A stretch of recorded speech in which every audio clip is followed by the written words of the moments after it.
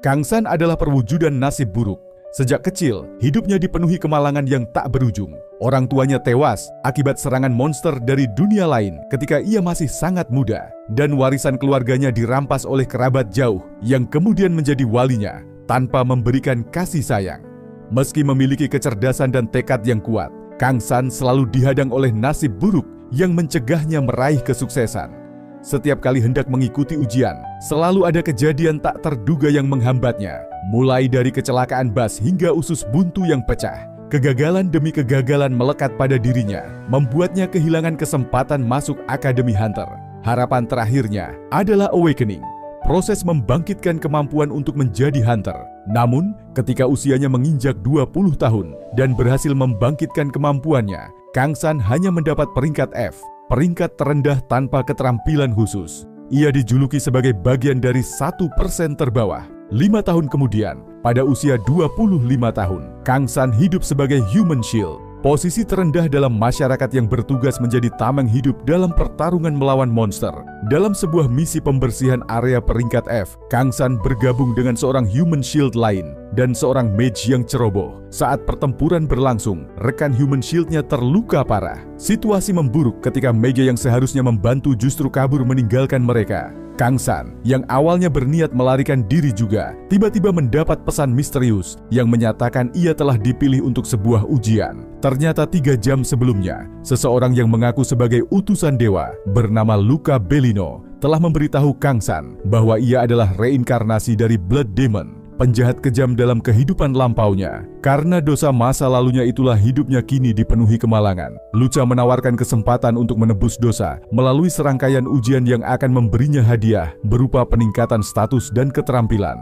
Meski awalnya tak mempercayai Luca, Kang San kini dihadapkan pada ujian pertamanya, menyelamatkan Kim Chun-sik, hunter peringkat F yang hidup bersama neneknya. Hadiah yang dijanjikan adalah peningkatan kekuatan, kelincahan, dan kekuatan ilahi +1, serta 1 keterampilan bintang 1. Meski ragu dan takut, bayangan akan kehidupan yang lebih baik membuat Kang San akhirnya memutuskan untuk menerima tantangan ini dan kembali untuk menyelamatkan Kim Chun-sik.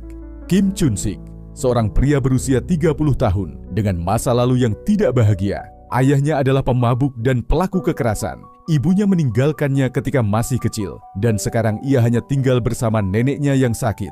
Titik balik dalam hidup Kim Chun-sik terjadi ketika neneknya jatuh sakit dengan penyakit langka yang membutuhkan biaya pengobatan sekitar 300 juta won. Tanpa pendidikan yang memadai dan cara lain untuk menghasilkan uang sebanyak itu, Kim Chun-sik terpaksa menjadi hunter peringkat F meskipun menyadari bahwa ia tidak memiliki bakat khusus. Ia baru bekerja sebagai hunter selama 6 bulan sebelum misi yang berbahaya ini.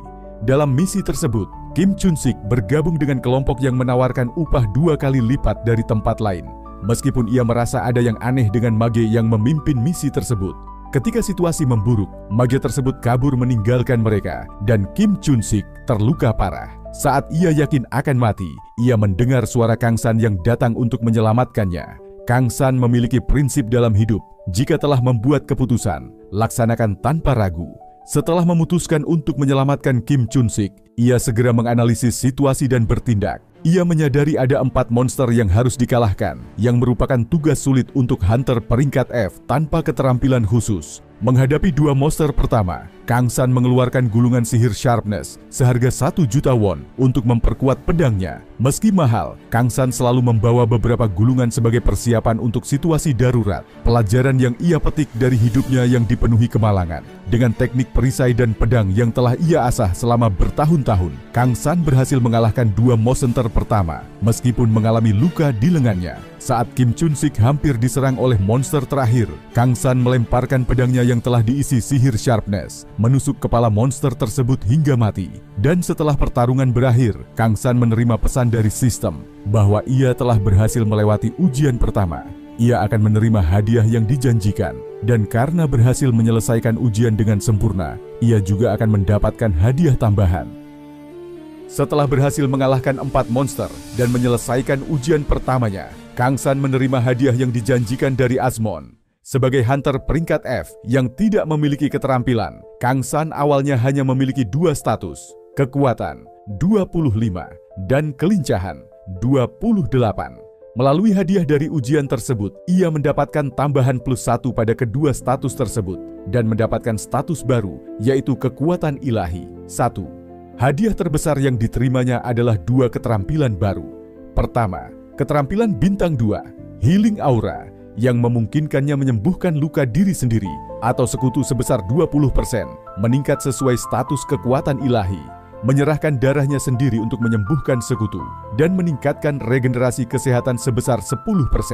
Kedua, keterampilan pertumbuhan Guardian's Will yang meningkatkan pertahanan dan regenerasi kesehatan sebesar 1% untuk setiap musuh yang dihadapi, memulihkan kesehatan sepenuhnya, dan menggandakan pertahanan saat kesehatan di bawah 10%, serta dapat berkembang ketika kekuatan ilahi mencapai 50%. Kang San merasa mendapatkan hadiah yang jauh melebihi ekspektasinya. Awalnya ia dijanjikan keterampilan bintang 1, tetapi karena berhasil mengalahkan semua monster, ia mendapatkan hadiah tambahan. Ia segera menggunakan Healing Aura untuk menyembuhkan luka Kim Chun-sik, kemudian membawanya ke rumah sakit dan melaporkan keberhasilan pembersihan area peringkat F kepada pemerintah. Setelah itu, Kang San menghadapi masalah lain, yaitu membalas dendam pada Moon Seong-min, mage yang meninggalkan mereka saat pertempuran. Ia melaporkan Moon Seong-min ke Biro Manajemen Hunter dengan bukti video dari kamera aksi yang selalu dibawanya. Persiapan yang dilakukan berkat pengalaman hidup penuh kemalangan. Video tersebut menunjukkan Moon Seong-min meninggalkan rekan-rekannya dalam bahaya, yang merupakan kejahatan serius yang bisa dijatuhi hukuman penjara minimal 10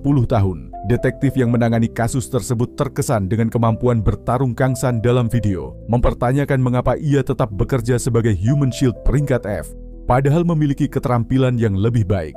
Kang San menjelaskan bahwa ia ingin menjadi lebih kuat sebagai hunter karena pengalamannya dengan kemalangan membuatnya benci, tidak siap menghadapi variabel dalam dunia berbahaya. Ketika hendak meninggalkan biro, Kang San bertemu dengan Kim Chun-sik yang membungkuk dalam-dalam kepadanya, menyebutnya sebagai penyelamat. Ketika tersadar di rumah sakit, Kim Chun-sik masih tidak percaya bahwa ia berhasil selamat dari serangan monster yang hampir merenggut nyawanya. Ia mengingat bagaimana rekan Human Shield-nya yang ia kira telah melarikan diri, justru kembali dan mempertaruhkan nyawa untuk menyelamatkannya.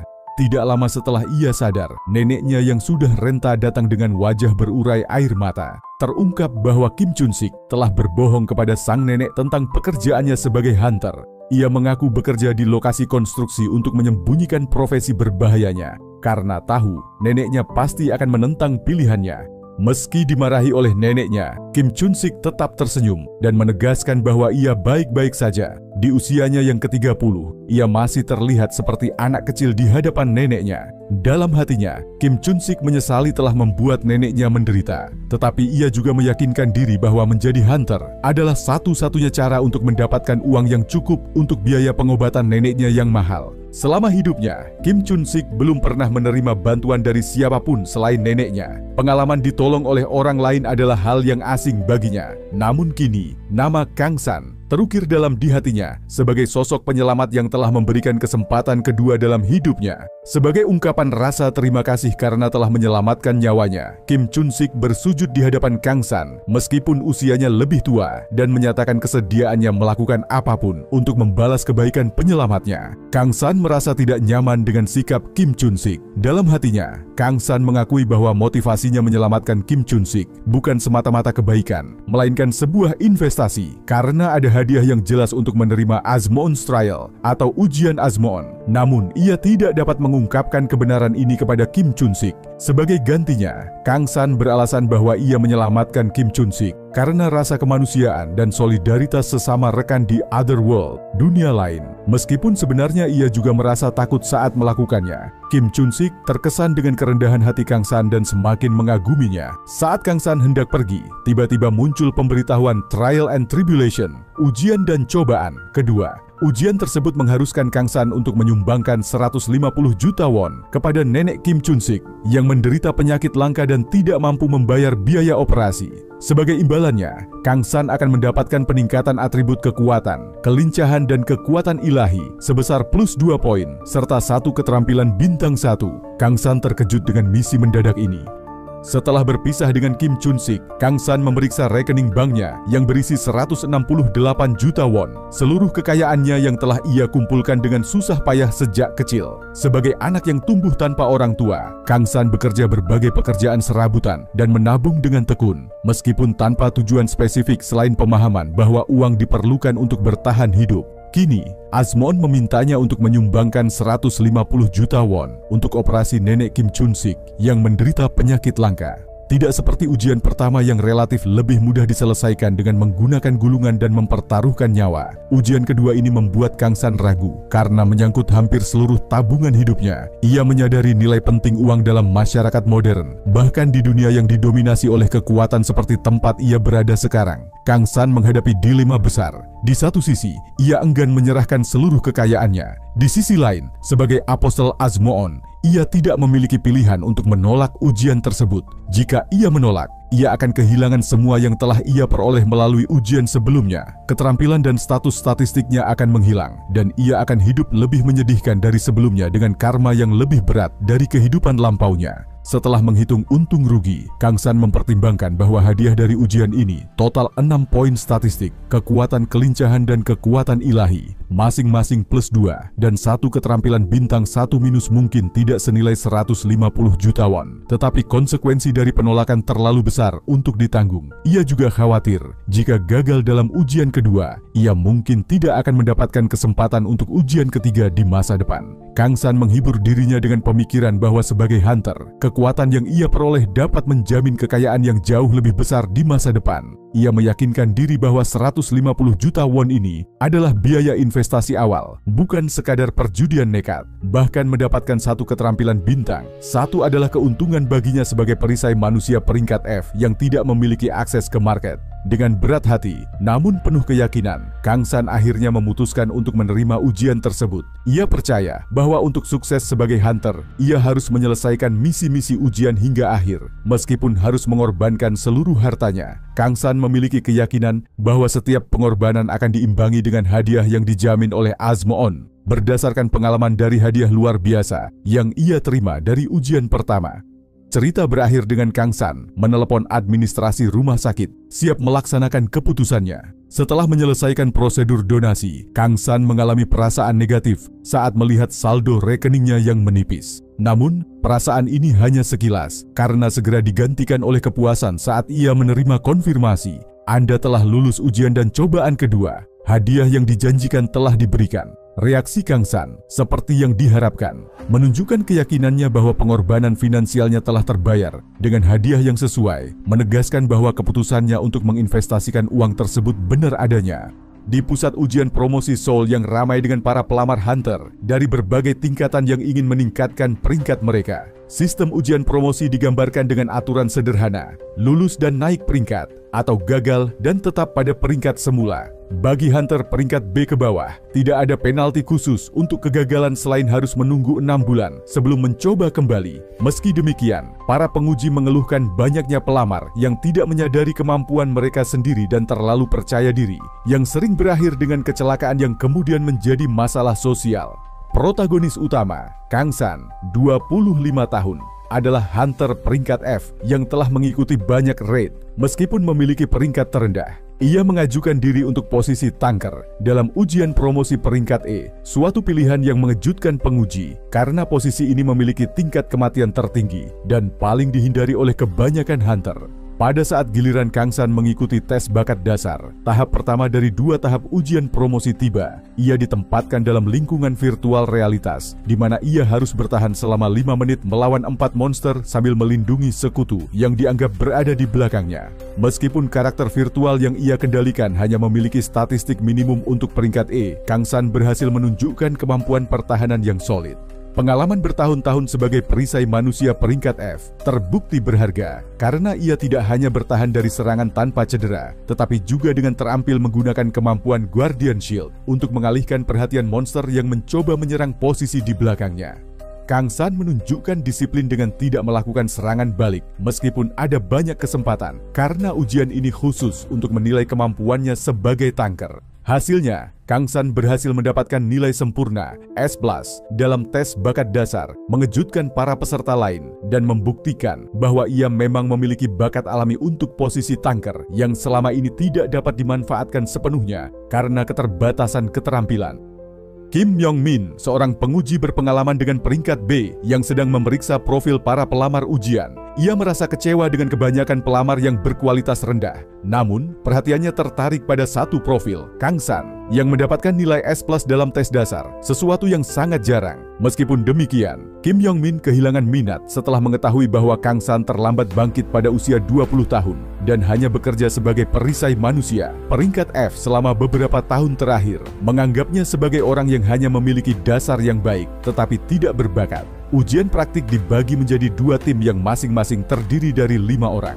Pemimpin tim diberi kesempatan untuk memilih anggota tim berdasarkan penampilan luar dan penilaian intuitif mereka. Min Hyung-mo, pemimpin tim 1, memilih Park Jong-soo, seorang tanker bertubuh kekar dan berpenampilan meyakinkan. Jo Han-byul, pemimpin tim 2, terpaksa memilih Kang San sebagai tanker mereka, meskipun penampilannya biasa-biasa saja dan tidak meyakinkan untuk posisi tanker.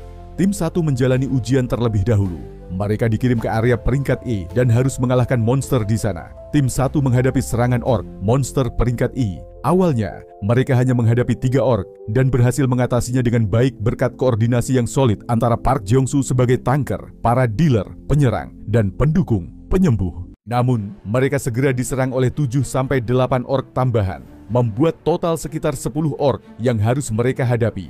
Pertarungan menjadi sangat sulit. Park Jong-soo menderita banyak luka, meskipun mendapat dukungan dari 2 pendeta sebagai supporter. Meskipun terluka parah, ia tetap bertahan, karena itulah tugas seorang tanker. Kim Yong-min menjelaskan bahwa peringkat Hunter bukan hanya soal kehormatan, tetapi merupakan pengakuan atas kemampuan yang dapat diandalkan pada peringkat tersebut. Berkat kerja sama tim yang baik, tim 1 akhirnya berhasil mengalahkan semua orc dan lulus ujian. Meskipun Park Jong-soo harus dilarikan ke rumah sakit karena luka-lukanya, tim 2 menyaksikan keadaan Park Jong-soo dengan cemas. Jo Han-byul bertanya kepada Kang San, apakah ia akan baik-baik saja menghadapi ujian tersebut. Meskipun semua orang meragukannya, Kang San menjawab dengan yakin bahwa ia tidak akan mengalami masalah. Kini giliran tim 2 yang memasuki dunia lain melalui gerbang untuk menjalani ujian praktik melawan monster. Setelah memasuki dimensi lain, tim 2 tiba di sebuah rawa yang merupakan medan pertempuran yang tidak menguntungkan. Mereka segera diserang oleh sekelompok goblin, monster peringkat F yang lemah secara individu namun berbahaya dalam jumlah besar. Meskipun berada di peringkat terendah, Kang San menunjukkan kemampuan luar biasa sebagai tanker, menggunakan keterampilan Guardian's Will yang meningkatkan pertahanannya hingga 12% saat dikelilingi banyak musuh. Di bawah perlindungan Kang San, anggota tim 2 lainnya termasuk Jo Han-byul, seorang pemanah berbakat, berhasil mengalahkan sekitar 30 goblin. Tim mulai merasa percaya diri dengan pilihan mereka memilih Kang San sebagai tanker mereka. Meskipun awalnya meragukan kemampuannya dibandingkan dengan Park Jong-soo, tanker lain yang memiliki keterampilan Iron Man. Namun, situasi berubah drastis ketika seekor Blood Orc, monster peringkat D yang jauh lebih kuat, tiba-tiba muncul di zona yang seharusnya hanya berisi monster peringkat E. Kemunculan Blood Orc ini mengejutkan semua orang, termasuk petugas ujian di dunia nyata yang memantau ujian. Ini adalah anomali serius, karena area tersebut telah diperiksa 3 kali sebelumnya, dan tidak ada tanda-tanda keberadaan monster peringkat D. Kang San menyadari bahwa ini bukan kebetulan. Melalui monolog internalnya, terungkap bahwa dia sedang menjalani semacam trial atau ujian khusus dari entitas bernama Asmoon dan Luca Bellino yang dianggapnya sebagai agen atau hakim Tuhan. Kang San merasa bahwa ujian ini dirancang untuk menghukumnya atas karma masa lalunya. Meskipun marah dan menyadari bahwa dia tidak mungkin mengalahkan Blood Orc dengan kemampuannya saat ini, Kang San memutuskan untuk tidak menyerah. Dia bertekad untuk memblokir serangan Blood Orc, sementara meminta timnya bersiap menyerang. Di dunia nyata, seorang pengawas ujian meminta Kim Yong-min, seorang hunter peringkat B yang bertugas sebagai penjaga keamanan, untuk menghentikan ujian dan menangani Blood Orc sendiri. Namun, Kim Yong-min secara mengejutkan menolak untuk ikut campur. Terungkap bahwa Kim Yong-min memiliki kecenderungan untuk mengabaikan aturan, yang menyebabkan dia diturunkan ke posisi pengawas ujian. Kang San, yang berperan sebagai tanker, menghadapi monster yang jauh melampaui tingkat kekuatannya. Blood Orc menyerang dengan kapak besar yang mampu menciptakan kawah di tanah, menunjukkan betapa berbahayanya monster ini. Kang San tidak mencoba melawan serangan monster secara langsung, melainkan menggunakan teknik menghindar yang luar biasa.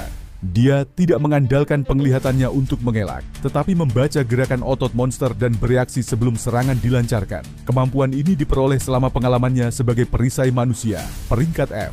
Johan Biol, rekan tim yang berada di belakang, terkagum-kagum melihat kemampuan Kang San menghindari serangan dari jarak yang sangat dekat. Meskipun begitu, Kang San tidak selalu berhasil menghindar dan kadang harus menahan serangan dengan perisainya. Akhirnya, anggota tim 2 bergabung dalam pertarungan. Saat Johan Biol dan Choi Siwon mulai menyerang, Blood Orc mengaktifkan kemampuan Berserker yang meningkatkan kekuatannya. Serangan berikutnya mengenai Kang San telak dan membuatnya terpental. Meskipun terluka parah, Kang San bisa bertahan berkat kemampuan Healing Aura yang memulihkan lukanya dengan cepat. Pertarungan berlanjut dengan Kang San terus menghindar dan bertahan, sementara rekan-rekannya menyerang dari belakang. Situasi mulai berbalik ketika Johan Biol berhasil menembus mata Blood Orc dengan serangannya. Merasa terdesak, Blood Orc menggunakan sisa kekuatannya untuk melemparkan kapaknya ke arah Choi Siwon yang hanya bisa menatap dengan wajah pucat. Di titik kritis saat Blood Orc melemparkan kapaknya ke arah Choi Siwon yang tidak berdaya, dalam sekejap, Kang San menyadari bahaya yang mengancam rekannya dan tahu bahwa ia harus bertindak. Tanpa ragu, ia melompat ke arah lintasan kapak, mendorong Choi Siwon ke tempat aman, lalu menahan serangan mematikan tersebut menggunakan tubuhnya sendiri. Alhasil Kang San terhempas ke tanah dengan kondisi mengenaskan hingga rekan-rekannya menjerit ketakutan. Namun Kang San memiliki keunggulan tersembunyi, yaitu kemampuan Guardian's Will yang mengaktifkan diri secara otomatis saat ia dalam bahaya besar. Kemampuan ini memulihkan kesehatannya sepenuhnya dan menggandakan pertahanannya untuk sementara waktu. Meski sempat muntah dan mengalami patah tulang rusuk serta lengan yang terpelintir, semua lukanya pulih berkat kemampuan tersebut. Berkat perjuangan mereka, tim akhirnya berhasil mengalahkan Blood Orc yang tadinya tampak tidak terkalahkan. Setelah kembali ke dunia nyata, seorang petugas menghampiri dengan wajah pucat dan meminta maaf atas kesalahan besar dalam ujian. Blood Orc seharusnya tidak muncul dalam tes. Petugas menjanjikan kompensasi untuk semua anggota tim atas kesalahan pusat ujian promosi. Kim Myung-min sang penguji mendekatinya dan meminta waktu untuk berbicara. Penilaiannya terhadap Kang San telah berubah sepenuhnya.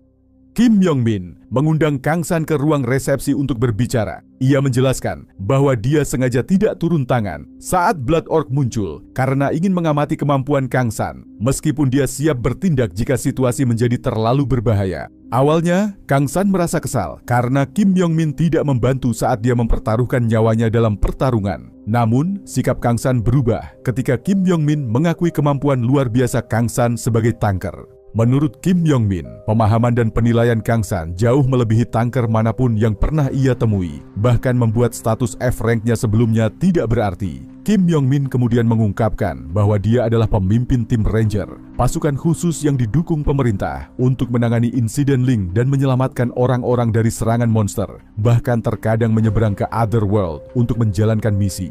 Dia menawarkan Kang San untuk bergabung dengan tim Rangernya, baik sebagai karyawan tetap dengan tunjangan pemerintah atau sebagai tentara bayaran dengan bayaran yang adil. Kang San terkejut dengan tawaran tersebut, mengingat dia baru saja dipromosikan menjadi E-rank. Kim Myung-min menjelaskan bahwa rank bukanlah standar mutlak dan Kang San memiliki potensi luar biasa. Meskipun Kang San mempertimbangkan keuntungan menjadi Ranger, dia berniat menolak tawaran tersebut karena menganggap pekerjaan Ranger terlalu berbahaya. Namun, tiba-tiba Kang San mendapat pesan misterius tentang Trial and Tribulation keempat yang ditugaskan kepadanya. Pesan tersebut menyatakan bahwa menjadi Ranger adalah lingkungan terbaik untuk menyelesaikan karma buruk, dan ujian ini dapat diselesaikan hanya dengan menerima tawaran Kim Myung-min. Hadiah yang ditawarkan adalah peningkatan kekuatan, kelincahan, dan kekuatan ilahi +2, serta satu informasi khusus. Kang San akhirnya memutuskan untuk menerima tawaran Kim Myung-min untuk bergabung dengan tim Rangernya, tetapi dengan syarat ia menjadi anggota sebagai tentara bayaran. Ia menegaskan bahwa meskipun ia menjadi anggota tim, keputusan untuk menerima atau menolak misi tetap berada di tangannya. Kang San menerima tawaran tersebut dengan berat hati, hanya demi menyelesaikan trial, ujian, yang diberikan kepadanya oleh entitas misterius bernama Asmoon. Dan ketika dia hendak pergi, tiba-tiba dia mendapat sebuah pemandangan menjijikan di dalam kepalanya, yang membuatnya merasa pusing sekaligus muntah-muntah. Dalam hatinya Kang San berpikir, Apa jangan-jangan ini informasi spesial yang dia bilang? Hadiah dari trial keempat berupa informasi khusus yang mengarahkan Kang San untuk pergi ke Cheorwon, Gangwon-do. Di sana, jika ia berhasil mengatasi Dungeons Trial, ia dapat memperoleh fragmen ingatan kehidupan masa lalunya.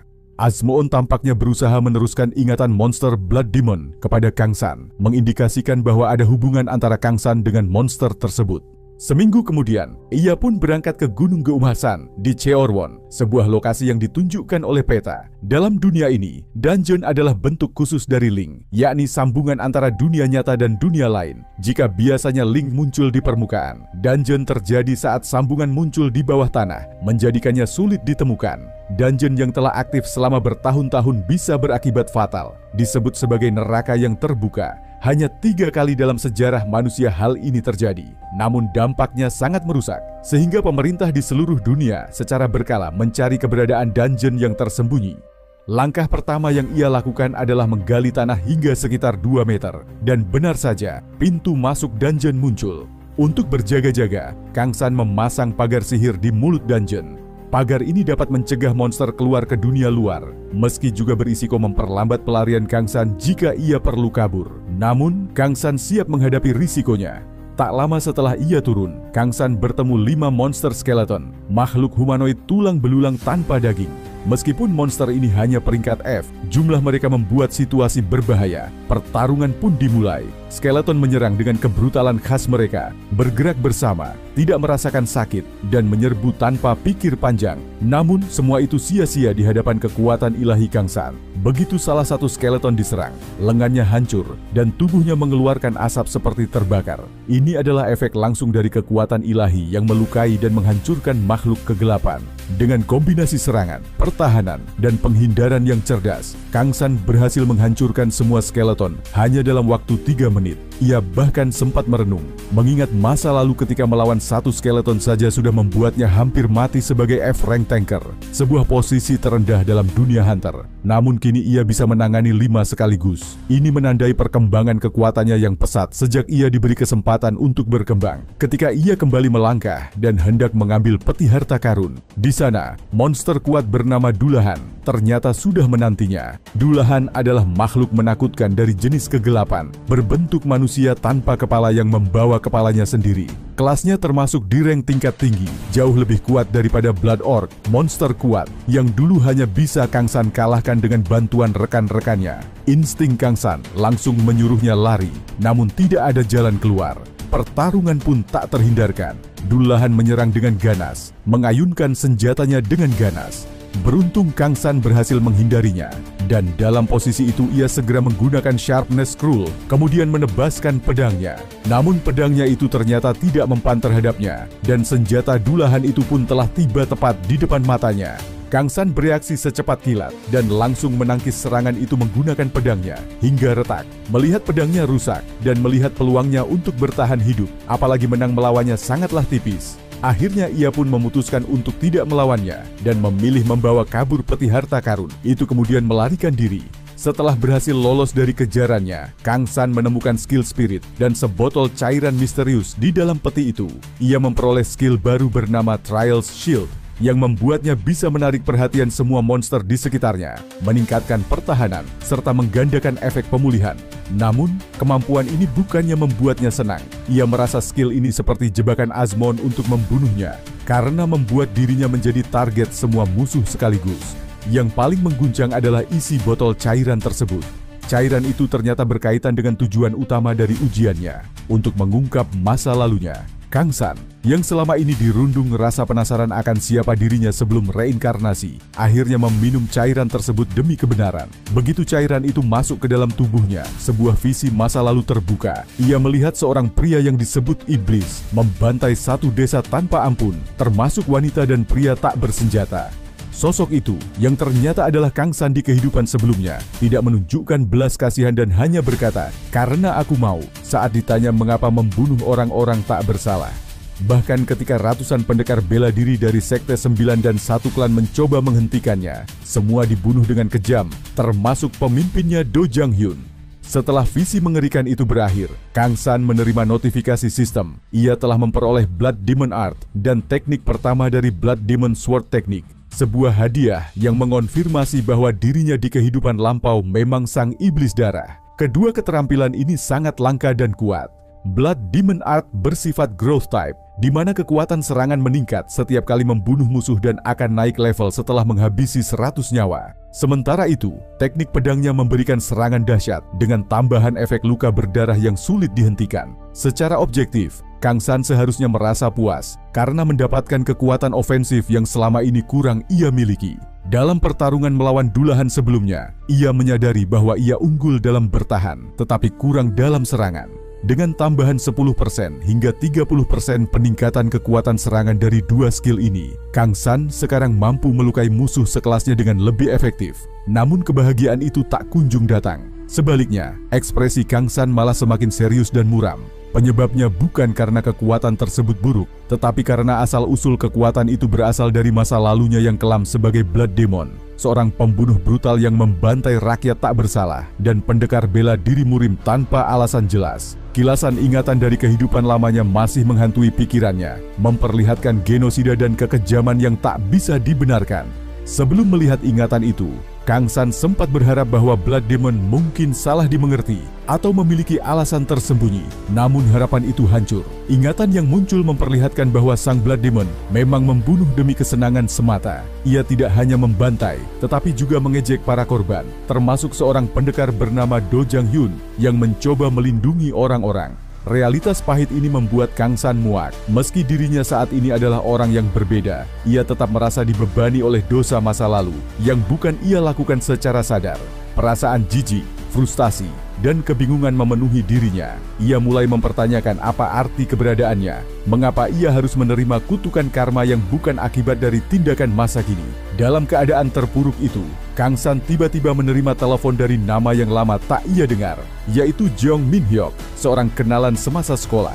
Meski mereka tidak pernah benar-benar dekat, Min Hyuk tiba-tiba mengajak bertemu. Pertemuan itu ternyata hanyalah kedok untuk tawaran bisnis. Min Hyuk kini bekerja di Castle Management, sebuah perusahaan manajemen hunter kecil, dan ingin merekrut Kang San yang baru saja naik ke E-Rank. Min Hyuk memuji perjuangan Kang San, menyebut bahwa tidak mudah naik pangkat dari F-Rank setelah 6 tahun, lalu menyodorkan kontrak kerjasama. Namun Kang San tiba-tiba teringat dengan sosok masa lalunya yang membantai orang-orang dengan kejam. Dan ketika ia hendak pergi, tiba-tiba sebuah peringatan menyala bersamaan dengan munculnya sebuah dungeon E-Rank, di mana monster muncul secara tiba-tiba. Biasanya, link level rendah akan ditangani cepat oleh pasukan khusus, tetapi tetap saja warga sipil berada dalam bahaya sebelum tim penyelamat tiba. Tiba-tiba, Kang San mendengar jeritan seorang wanita tua, seorang lizardman, monster berkaki dua dengan lidah menjulur, mengancam nyawa suami si wanita tersebut. Kang San terdiam sesaat saat bayangan korban masa lalunya sebagai Blood Demon muncul di benaknya. Tanpa diperintah, tanpa imbalan, Kang San bergerak. Ia menebas lizardman menggunakan Blood Demon Sword Technique, Blade Kill, untuk membunuh monster itu dengan cepat dan efisien. Kang San kemudian berkata kepada mereka, "Cepat lari." Ia tak menunggu pengakuan. Ia tidak lagi seperti dulu, seseorang yang hanya menutup mata terhadap ketidakadilan. Jeong Min Hyuk melongo melihatnya. Orang yang dikenalnya dulu kini tampak sangat berbeda. Entah kenapa ia lebih tegas, tidak mudah dibujuk dan sedikit berwibawa. Setelah kejadian itu, Min Hyuk menelpon ke kantornya, lalu dihujani kemarahan oleh atasannya karena gagal mendapatkan kontrak. Kang San, seorang hunter E-Rank yang baru saja naik peringkat setelah 6 tahun, sebenarnya tidak memiliki kewajiban untuk ikut bertarung, dan secara logis ia seharusnya menghindar demi keselamatannya sendiri. Namun, melihat kekacauan yang terjadi dan orang-orang yang menjerit di hadapannya, Kang San tak bisa tinggal diam.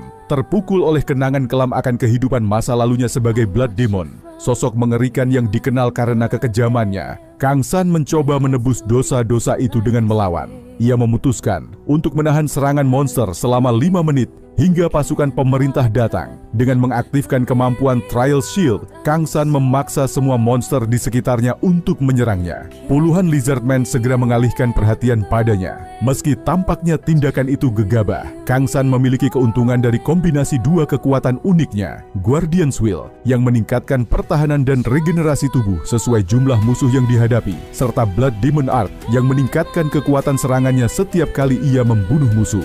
Pada awalnya, Kang San berhasil menangkis dan membunuh beberapa Lizardman berkat efek gabungan dari kemampuan tersebut, tapi jumlah monster yang terlalu banyak membuatnya kewalahan.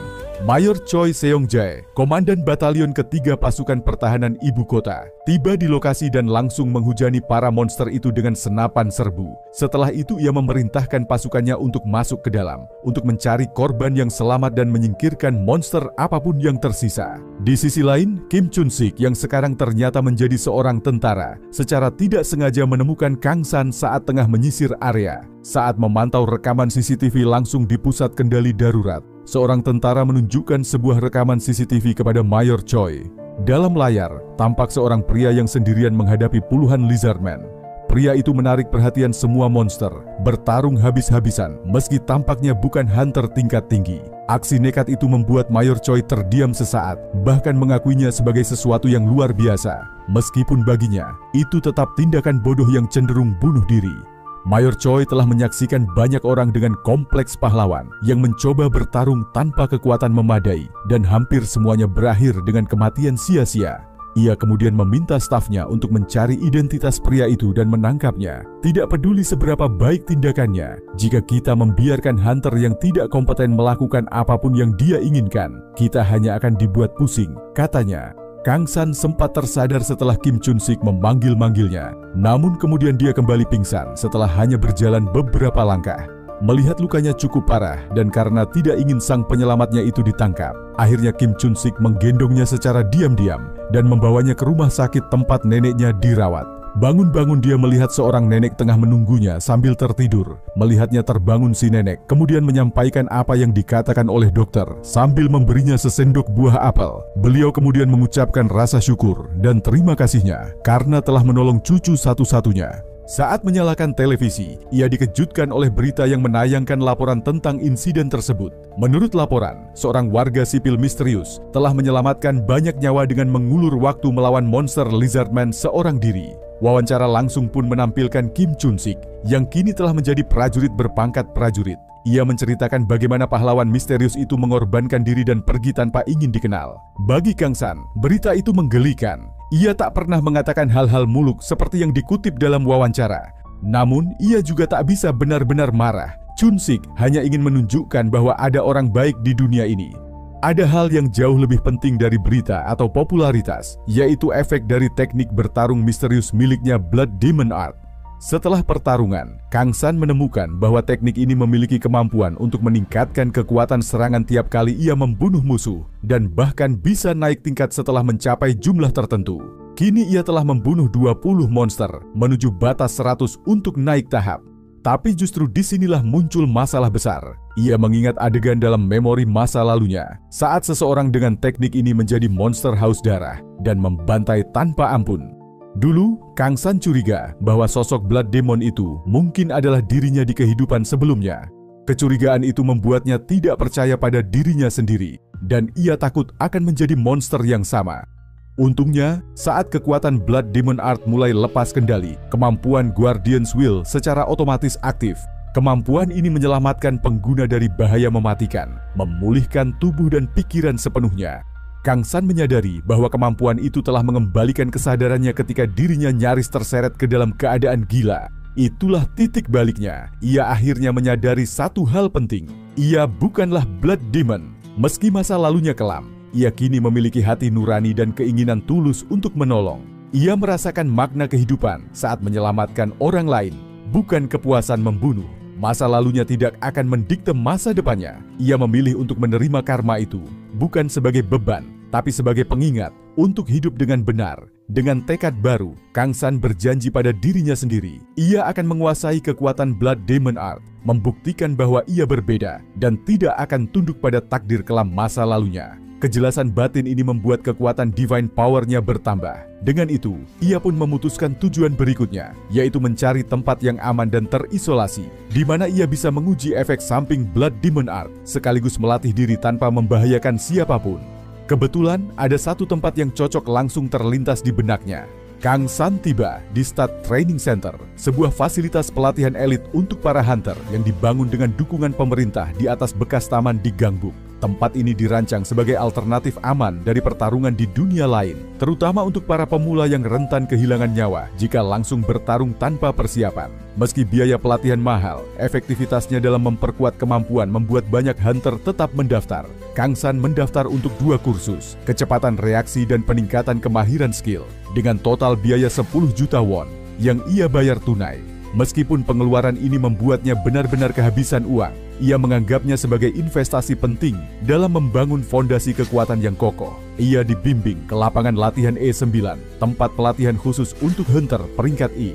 Di dalam ruangan seluas sekitar 15 byong itu, terdapat 2 pintu menuju masing-masing fasilitas pelatihan. Satu untuk melatih kecepatan reaksi, dan satu lagi untuk latihan penggunaan skill melawan monster. Namun, saat ia hendak memulai pelatihan, sebuah kejutan muncul. Trial and Tribulation kelima telah ditetapkan. Karma dari kejahatan telah meningkatkan tingkat kesulitan pelatihan secara paksa. Waktu di dalam tempat pelatihan akan mengalir lebih lambat daripada dunia luar. 30 hari di luar sama dengan 300 hari di dalam. Hadiah Divine Power plus 5. Kang San tidak terkejut. Ia sudah menduga bahwa ujian berikutnya akan datang, dan ternyata benar. Kini, ia harus bertahan selama 300 hari waktu internal di pusat pelatihan. Tantangan yang jauh lebih berat dari biasanya. Waktu yang berlalu di dunia luar hanyalah 1 bulan. Namun di dalam ruang pelatihan, Kang San telah melewati 300 hari penuh penderitaan dan perjuangan. Kini, pelatihan intens itu berakhir. Dengan napas lega, ia menatap pencapaian yang berhasil diraihnya. Sebuah transformasi signifikan yang tercermin dari statistiknya yang meningkat drastis. Ketika ia keluar dari ruang pelatihan, para staf terkejut bukan main. Penampilan Kang San seperti seorang prajurit yang baru kembali dari medan perang. Pakaian compang-camping dan wajah yang menunjukkan tanda-tanda kelelahan luar biasa. Mereka bahkan tidak bisa berkata-kata. Namun Kang San hanya tersenyum tipis dan berkata, "Kerja bagus." Sebuah pernyataan yang menyembunyikan segala penderitaan, luka, dan tekad yang telah ia lalui selama ratusan hari. Bagi Kang San, semua kesakitan itu layak karena hasil yang ia dapatkan lebih dari cukup untuk menjadikannya siap menghadapi tantangan dunia nyata, khususnya di Other World, tempat ia ingin segera menguji kekuatan barunya. Meski semangatnya berkobar, ia tahu bahwa dirinya butuh waktu untuk beristirahat. Bahkan seseorang sekuat Kang San yang bertekad dan disiplin tinggi menyadari bahwa 300 hari pelatihan brutal telah menguras fisik dan mentalnya sepenuhnya. Maka, untuk saat ini, ia memutuskan untuk menenangkan diri dan mempersiapkan langkah berikutnya dengan bijak. Dunia masih berada dalam kekacauan akibat fenomena Link, yaitu kemunculan portal yang menghubungkan dunia manusia dengan dunia monster. Dalam sebuah insiden kecil di Wangsimni, sekelompok orc muncul dan segera dihadapi oleh pasukan militer yang dikirim untuk menanganinya. Kim Chun-sik, seorang prajurit berpangkat private first class sekaligus mantan hunter, turut serta dalam pertempuran. Dengan sigap, ia dan atasannya Sersan Park berhasil mengalahkan para orc dengan tembakan senjata api.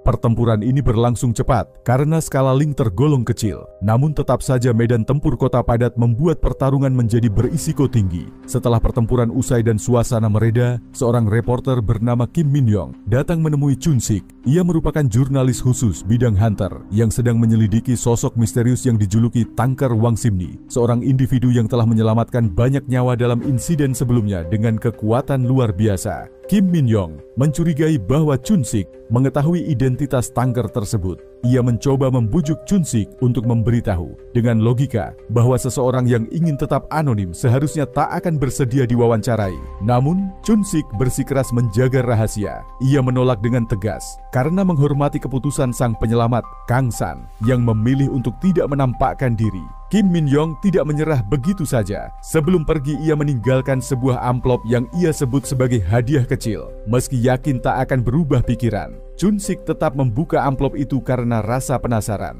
Isinya adalah sebuah dokumen bukti transaksi, di mana sejumlah besar uang digunakan untuk tujuan tertentu. Yang mengejutkan, di bagian pembayar tertulis nama yang sangat dikenal Chun-sik, yaitu Kang San. Beberapa bulan sebelum insiden besar, Kim Chun-sik mengalami titik terendah dalam hidupnya. Ia hampir tewas dalam sebuah pertarungan sebagai hunter. Namun nyawanya berhasil diselamatkan oleh seseorang bernama Kang San. Saat dirawat di rumah sakit, ia merenung akan masa depannya yang suram. Pekerjaan berbahaya sebagai hunter tak bisa lagi dilanjutkan, dan neneknya yang sakit keras bergantung padanya secara finansial. Tanpa pendidikan tinggi dan keterampilan khusus, Chun-sik merasa putus asa. Ia tahu bahwa pekerjaan biasa tidak akan cukup untuk membiayai perawatan neneknya yang mahal. Meski begitu, ia tetap memutuskan untuk berjuang demi satu-satunya keluarga yang ia miliki. Dengan penuh tekad, ia membeli kopi premium dan membawanya ke kantor administrasi rumah sakit sebagai tanda terima kasih, sembari berusaha menanyakan tentang tagihan neneknya. Namun di sana, ia mendengar kabar mengejutkan. Seluruh biaya rumah sakit neneknya telah dilunasi oleh seorang donatur anonim. Berita ini membekukan Chun-sik di tempat. Rasa terima kasih dan haru bercampur menjadi satu. Ia terus mencoba mencari tahu siapa orang tersebut, tapi pihak rumah sakit tak pernah mengungkap identitas sang penyumbang sesuai permintaan mereka yang ingin tetap anonim. Meski begitu, tindakan mulia itu mengubah pandangan hidup Chun-sik. Ia yang dahulu sinis dan penuh keluhan kini mulai melihat dunia dari sisi yang lebih positif. Akhirnya ia memilih menjadi tentara, pekerjaan yang tetap berisiko, namun memberikan kestabilan untuk dirinya dan neneknya. Ia mulai menjalani hidup dengan lebih optimis, bersyukur atas kesempatan kedua yang ia terima. Hingga suatu hari, Chun-sik menerima sebuah dokumen dari reporter Kim Min-yong, seorang jurnalis yang sedang menyelidiki sosok misterius yang menyelamatkan banyak orang dalam insiden Wang Simni. Ia menghadiahkan dokumen itu dengan harapan Chun-sik akan memberinya informasi. Namun isi dokumen itu mengejutkan Chun-sik. Bukti pembayaran rumah sakit yang mencantumkan nama Kang San sebagai penyumbangnya.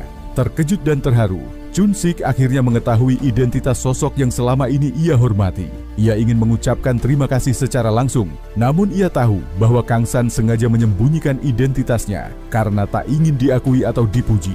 Chun-sik pun memilih menghormati keinginan tersebut dan hanya mengucapkan rasa terima kasih dalam hati. Sementara itu, Kim Min-yong merasa frustasi karena meski telah memberikan informasi penting, Chun-sik tetap tidak bersedia membocorkan identitas sang penyelamat. Ia tak menyangka bahwa orang seperti Kang San, seorang hunter F rank biasa, mampu menunjukkan kekuatan luar biasa dan kemurahan hati semacam itu. Di sisi lain, Kang San membentuk tim raid berjumlah 4 orang. Tim tersebut terdiri dari Kang San sendiri, Jo Han Byul yang pernah satu tim tempo lalu, kemudian seorang subtanker muda bernama Jong Chan Woo, dan seorang meje pemula pemalu bernama Yeon Woo Bin. Target mereka adalah habitat monster Black Ant yang dikenal sebagai semut seukuran anjing kecil dengan serangan berbisa. Namun, saat tiba di lokasi, mereka dikejutkan oleh kondisi yang tidak sesuai dengan data. Sebuah kabut tebal menyelimuti area, padahal seharusnya tidak ada kabut berdasarkan catatan tim eksplorasi. Namun Kang San tetap tenang. Ia menyampaikan rencana taktis untuk menyiasati kondisi ini, yaitu memanfaatkan jarak pandang 10 meter. Mereka akan membuat zona aman dan menggunakan tali sinyal untuk mendeteksi gerakan monster. Lebih lanjut, ia mengungkapkan bahwa ia membawa Golden Honey, sebuah barang mahal yang sangat disukai Black Ants. Ia berencana menggunakannya sebagai umpan untuk menarik monster ke dalam perangkap mereka. Jong Chan Woo sempat terkejut dengan persiapan Kang San. Golden Honey bukanlah sesuatu yang umum dibawa oleh seorang hunter, apalagi untuk zona E-rank. Orang bodoh macam apa yang membawa cemilan semut saat penyerangan? Dan bahkan premium pula, ini strategi yang belum pernah aku dengar sebelumnya. Gumamnya, suara lonceng signal cord tiba-tiba berbunyi dari arah barat, menandakan kedatangan musuh. Dalam hitungan detik, 5 Black Ants menerobos kabut. Dalam kondisi ini, Kang San menunjukkan mental baja dan ketangguhan fisik luar biasa. Meskipun sempat tergigit, ia tidak menunjukkan rasa sakit dan langsung membalas dengan tebasan mematikan. Sementara Jo Han Byul menembakkan anak panah dari belakang dengan presisi meski dalam kabut. Jong Chan Woo yang awalnya skeptis, akhirnya menunjukkan rasa kagum. Ia mengakui bahwa Kang San bukan sekadar E-rank biasa, melainkan seseorang yang jauh melebihi ekspektasi. Sedangkan untuk si match, dia tidak tahu apa yang sedang dilakukannya. Tiba-tiba suara lonceng kembali menderu. Pemandangan Black Ant terlihat muncul dari segala arah. Jumlahnya lebih dari 10. Sang mage yang sejak tadi diam saja menjerit ketika diserang oleh semut itu. Kang San pun bereaksi cepat. Ia berlari sekencang mungkin dan langsung menendang monster itu. Ketika tangannya digigit, ia dengan tenang mengaktifkan skill Iron Body, kemudian menebas batang kepalanya. Guardian's Will seketika diaktifkan. Seluruh Black Ant langsung menyerbu Kang San dan mengabaikan anggota lain. Setelah pertempuran melawan Black Ants berakhir dengan kemenangan, suasana di antara anggota parti mulai mencair.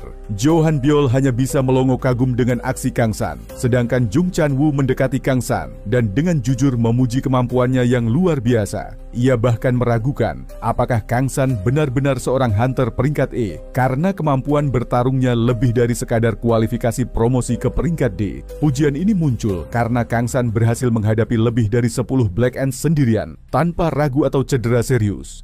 Jo Han Byul yang penasaran pun bertanya, "Latihan apa saja yang telah kau lalui? Tolong ajarkan kami."